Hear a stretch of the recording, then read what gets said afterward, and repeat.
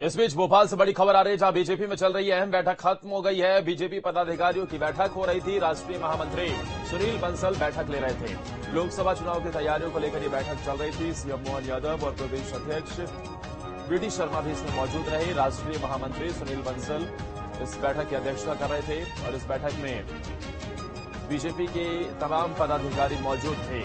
बैठक खत्म हो गई है। बैठक का एजेंडा 2024 के लोकसभा चुनाव को बताया जा रहा है।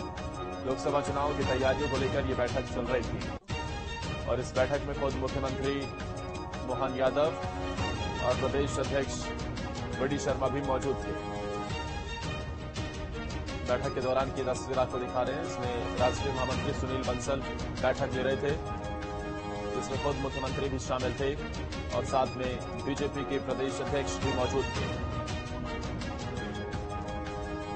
बैठक चल रही थी। सुनील बंसल बैठक ले रहे थे, भारतीय जनता पार्टी के राष्ट्रीय महामंत्री। इस बड़ी खबर पर ज्यादा जानकारी के साथ हमारे संवाददाता गौरव फोन लाइन पर है। गौरव, क्या एजेंडा था बैठक का? देखिए, बिल्कुल आज बीजेपी कार्यालय में बड़ी बैठक हुई है। राष्ट्रीय महामंत्री सुनील बंसल ने तमाम जिला के पदाधिकारियों और तमाम प्रदेश के जो पदाधिकारी हैं उनकी बैठक ली है और एजेंडा जो था वो लोकसभा चुनाव का था।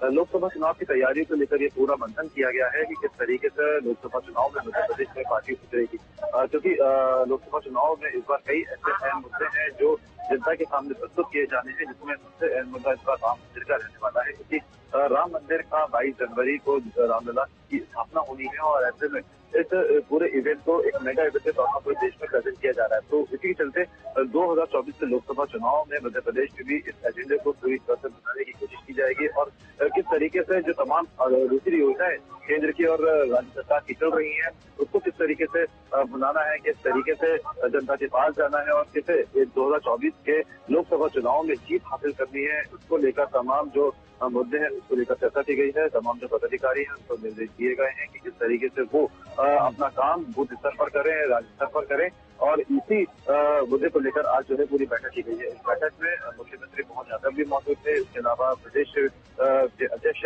वीडी शर्मा समेत तमाम जो आला अधिकारी हैं, आला नेता हैं बीजेपी के, वो सभी इस बैठक में मौजूद रहे थे।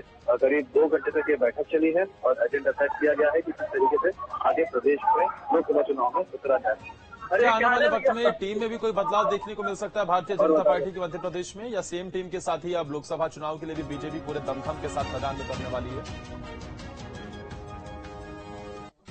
गौरव जी, आपकी आवाज नहीं सुन पा रहा हूँ। क्या गौरव, क्या सेम जो अभी इस वक्त भारतीय जनता पार्टी की पूरी तरीके से मध्य प्रदेश में टीम नजर आ रही है, क्या इसी के साथ बीजेपी आगे बढ़ती हुई दिखाई देगी लोकसभा चुनाव के लिए भी, या फिर कुछ बदलाव संभव है? देखिए, बिल्कुल जिस तरीके से अभी कैबिनेट का विस्तार हुआ है, कहा जा रहा है कि उन्हें भी अलग अलग जिलों की जिम्मेदारी दी जाएगी, तो साथ ही साथ ये भी कहा जा रहा है कि कुछ हो सकता है कि जो पद अभी इस समय जिन नेताओं को दिए गए उसमें हो सकता है कि कुछ बदलाव किया जाए, लेकिन ये बदलाव लोकसभा चुनाव के एंड पहले ही देखने को मिल सकता है।